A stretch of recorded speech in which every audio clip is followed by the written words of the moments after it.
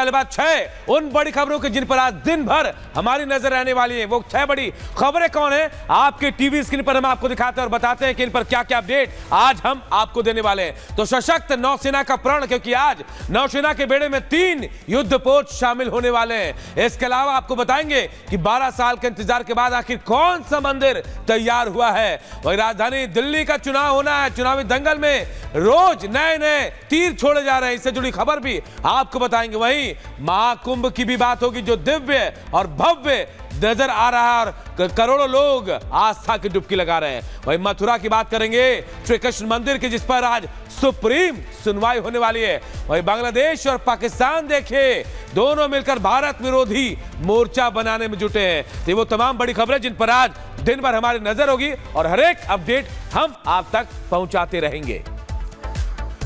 बिल्कुल अनूप, लेकिन बात और शुरुआत जिस खबर की करेंगे वो खबर दरअसल कोहरे से जुड़ी है, क्योंकि उत्तर भारत समेत कई ऐसे इलाके हैं जहां पर जबरदस्त कोहरा इस वक्त मौसम में छाया हुआ है।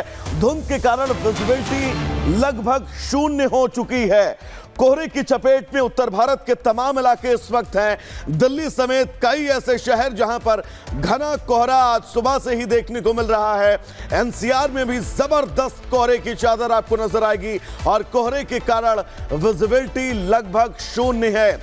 रेंगती हुई गाड़ियां आपको इन तस्वीरों में नजर आ रही होंगी और कोहरे के बीच तस्वीरें कैसे इस वक्त उत्तर भारत से सामने आ रही हैं वो आपकी टीवी स्क्रीन पर। ठंड का प्रहार और एनसीआर समेत कई उत्तर भारत के ऐसे इलाके हैं जो लगभग फ्रीज होने के कगार पर हैं और कोहरे की मार के कारण सड़कों पर ये रेंगती हुई गाड़ियां, आज सुबह की ये तस्वीरें हम आपको दिखा रहे हैं। जबरदस्त कोहरा, विजिबिलिटी लगभग शून्य। ऐसे में अगर आप भी कहीं आज सफर करने वाले हैं तो इन तस्वीरों को देखना आपके लिए बहुत जरूरी है। दिल्ली एनसीआर समेत पूरे उत्तर भारत में घने कोहरे की चादर है। न सिर्फ दिल्ली एनसीआर, उत्तर भारत के वो तमाम इलाके जहां पर आपको आज जबरदस्त कोहरा मिलने वाला है।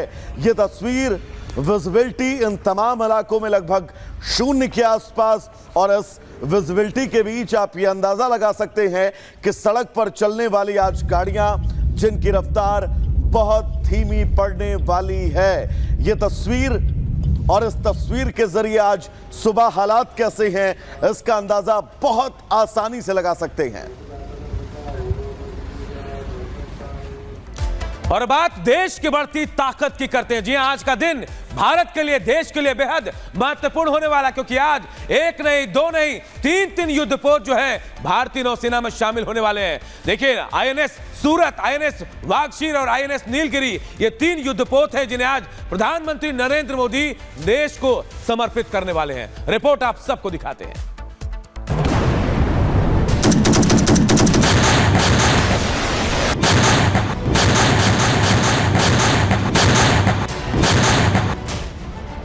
आत्मनिर्भर भारत की दिशा में बढ़ा कदम, देश को मिलने जा रहा 3 महाबली युद्धपोत।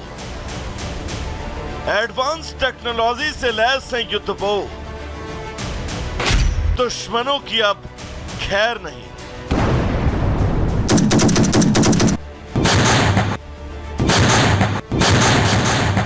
जी हां, भारत के दुश्मनों की अब खैर नहीं, क्योंकि आज वो तारीख है जो भारत के इतिहास में गौरवशाली बनने जा रही है। आज भारतीय नौसेना को एक साथ 3 महाबली मिलने जा रहे हैं। 3 युद्धपोतों को भारतीय नौसेना के बेड़े में शामिल किया जाएगा। प्रधानमंत्री मोदी आज महाराष्ट्र के दौरे पर रहेंगे। इस दौरान वो मुंबई के नौसेना डॉकयार्ड में भारतीय नौसेना के 3 महत्वपूर्ण युद्धपोत आईएनएस सूरत, आईएनएस नीलगिरी और आईएनएस वागशीर को देश को समर्पित करेंगे। आईएनएस सूरत, आईएनएस नीलगिरी और आईएनएस वागशीर सबमरीन के शामिल होने से भारतीय नौसेना की युद्ध क्षमता कई गुना बढ़ेगी। इतना ही नहीं, ये तीनों स्वदेशी निर्माण का एक बेहतरीन उदाहरण भी है। ये तीनों युद्धपोत मुंबई के Mazagon dock ship builders limited में डिजाइन किए गए हैं। इनमें INS Surat P-18B guided missile destroyer project का चौथा युद्धपोत है। ये दुनिया के सबसे बड़े और सबसे बेहतर विध्वंसकों में से एक है। इसमें 75% स्वदेशी सामग्री का उपयोग है। INS Nilgiri 17A stealth frigate project का पहला युद्धपोत है। इसे नौसेना के युद्धपोत डिजाइन ब्यूरो ने डिजाइन किया है। इसे समुद्र में लंबे समय तक रहने का स्टेल्थ क्षमता के साथ नौसेना में शामिल हुआ है। आईएनएस वाक्षीर नौसेना के समुद्री बेड़े में इजाफा करने के लिए जहाज पनडुब्बी निर्माण की चल रही परियोजना P-75 के तहत निर्मित छठी स्कॉर्पियन पनडुब्बी है। इसका निर्माण फ्रांस के नेवल ग्रुप के सहयोग से किया गया है। पीएम मोदी का उद्देश्य भारत के समुद्री रक्षा को और मजबूत बनाना है। तभी तो कार्यक्रम में शामिल होने से पहले पीएम मोदी ने कल एक्स पर पोस्ट करते हुए लिखा, 15 जनवरी हमारी नौसेना क्षमताओं के लिए विशेष दिन है। 3 अग्रणी नौसैनिक लड़ाकू जहाजों के शामिल होने से रक्षा में वैश्विक नेता बनने की हमारी कोशिशों को बल मिलेगा और आत्मनिर्भरता की दिशा में हमारी खोज को बल मिलेगा। तो आज का दिन समुद्री सुरक्षा में ग्लोबल लीडर बनने के भारत के सपने को साकार करने की दिशा में एक मजबूत कदम है। Bureau report, Republic Bharat. तो दर्शकों, आज समुद्र को 3 योद्धा मिलने वाले हैं और इसी कड़ी में भारत आज नेवी के मामले में एक बहुत मजबूत कदम उठाने वाला है। आईएनएस सूरत की बात करें तो दरअसल इसकी खासियत सबसे पहली ये है, 7400 टन का इसका डिस्प्लेसमेंट है, 164 मीटर इसकी लंबाई है। स्टेल्थ फीचर्स और उन्नत रडार सिस्टम से ये पूरी तरह से लैस है। इसे दुश्मनों द्वारा ट्रैक करना बहुत मुश्किल है। युद्धपोत सतह से सतह और सतह से हवा में पर मार करने में सक्षम है। मार करने वाले मिसाइल से यह पूरी तरह से लैस है और यही वजह है कि यह खासियत इसको बहुत खास बनाती है। आईएनएस नीलगिरी की खासियत की अगर बात करें तो 6670 टन का इसका डिस्प्लेसमेंट और 149 मीटर की इसकी लंबाई। रडार सिग्नेचर को कम करने के लिए इसका विशेष डिजाइन जो है वो किया गया है। ब्लू वाटर ऑपरेशन के लिए इसका डिजाइन किया गया है। पारंपरिक और गैर पारंपरिक खतरों से निपटने में यह नीलगिरी पूरी तरह से सक्षम है। सुपरसोनिक सतह से सतह मिसाइल और मीडियम रेंज की मिसाइल लॉन्च आप बहुत आसानी से कर सकते हैं। सतह से हवा में भी मिसाइल आपस से बहुत आसानी से लॉन्च कर सकते हैं। इसमें rapid fire close in weapon system भी लगाए गए हैं।